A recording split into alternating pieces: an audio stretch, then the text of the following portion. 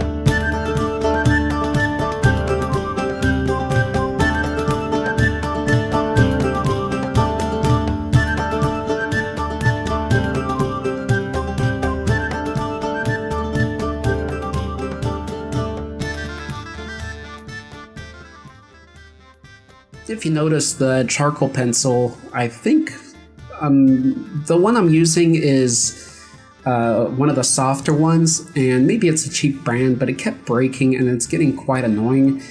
I just bought some 8B pencils, 8B, so 8B meaning they're quite soft, but I know there's even like 12B out there. And I want to compare a charcoal pencil to a, say, 12B lead pencil, because that should get really dark, and I know it's going to still be harder and not as brittle as charcoal, so I want to see how that goes. And yeah, so again, this is my first time actually taking upon a artwork creation of a Jabberwock. What do you know of the Jabberwock? Can you tell me the details? Because it's pretty interesting. And have you ever drawn a Jabberwock? What's your favorite artwork of a Jabberwock that you've ever seen? And the stone rock work is so fun because you can really be intuitive. You can really explore what works, what doesn't, because it's easy to clear up, kind of look at a distance, turn the paper upside down, try different layers, layer with the white charcoal and the black charcoal and the leads, and see what starts to pop out. I had a structure of the stone, a basic structure feeling to it at the start of it, but I didn't go too deep in it. And I don't generally like to do that unless you're, working on a very serious piece, and if the stone is actually part of the focus point.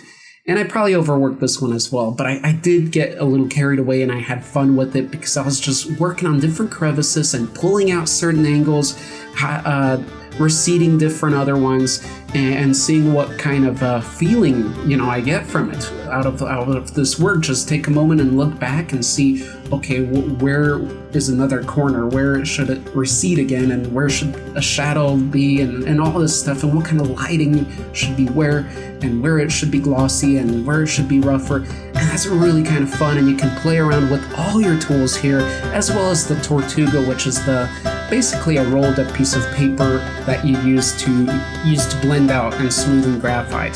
So I did hope you enjoyed this episode of Monster Sketch of the Week, and I can't wait to take upon the next challenge. This has been a really awesome one, and I'm really glad I took upon it, and I feel very happy with the outcome. So thanks again.